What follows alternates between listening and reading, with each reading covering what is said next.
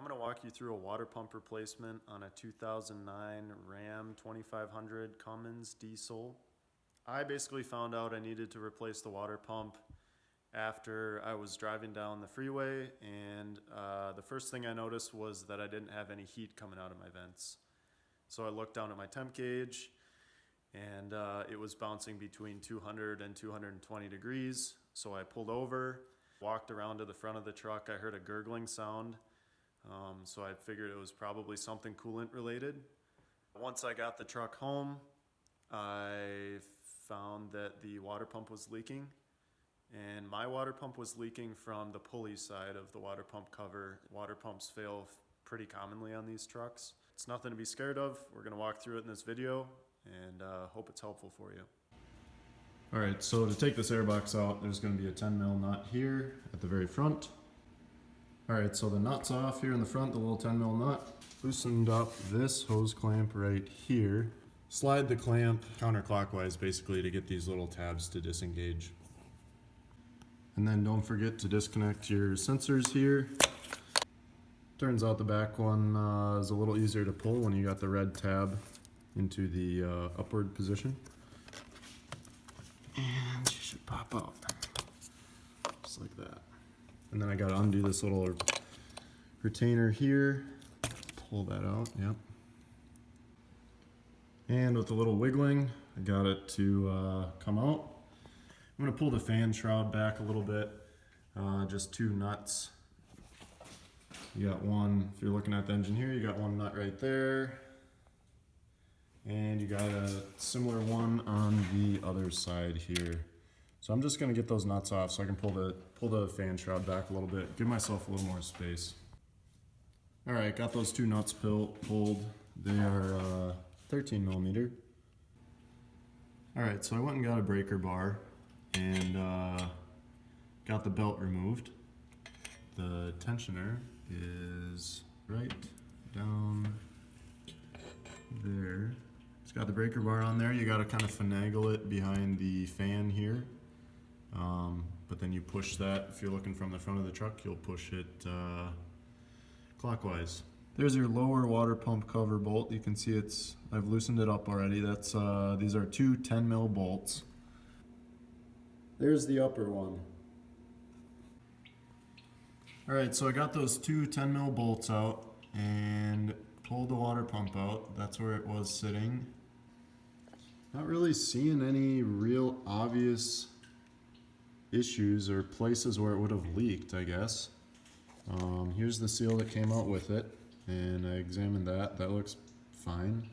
So now I'm just going to take a piece of fine grit sandpaper and then a paper towel and get that spot on the engine there cleaned up where the new water pump will go in, just to make sure that that sealing surface is clean. Here's the new water pump from Napa, and it did come with the O-ring that goes near the impeller there against the rest of the engine. Torque spec is 18 foot-pounds. Alright, so I've got the new water pump in there, and actually this might be the best time to see kind of how this pump is positioned, since it's so nice and shiny now. So there it is, and you can see the lower bolt there. I'm just about to tighten these up, and you can see the top bolt back there just on the upper left of your screen. So again, those are 10 mil bolts, gonna torque them down to 18 foot-pounds. All right, the new water pump is in and torqued down. All right, so I finally got the serpentine belt back on there.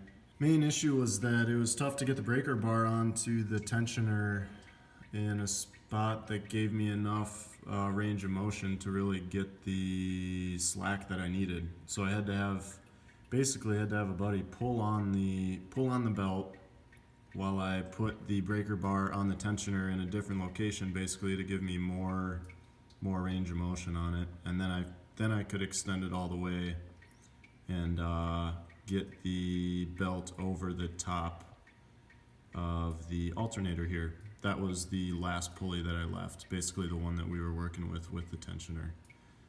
We've got the coolant draining, and then we're gonna refill with coolant. It's pretty low, so I did actually add about 4 gallons now. This radiator is massive, either that or I've got coolant that's starting to flow into the lower radiator hose, which would be good. But I got about 4 gallons in there now. I think the capacity is 5.7 gallons, if I remember right from the owner's manual. And then I also brought it about halfway up the reservoir. So I'm now ready to put the cap on, start it up, and run it until the thermostat opens. Here's the coolant that I'm putting in it. And it's a HOAT. There it says, Hybrid Organic Acid Technology, HOAT. The guys at the auto parts store should know what that is, and you should be able to look for it on the container.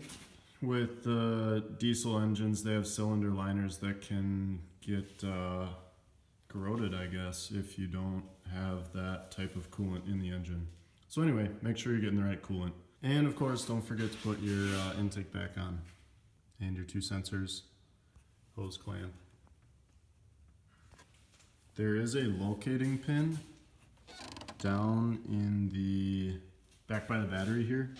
It actually mounts to, and you're gonna see I broke it. Make sure you guide that pin into the locating hole.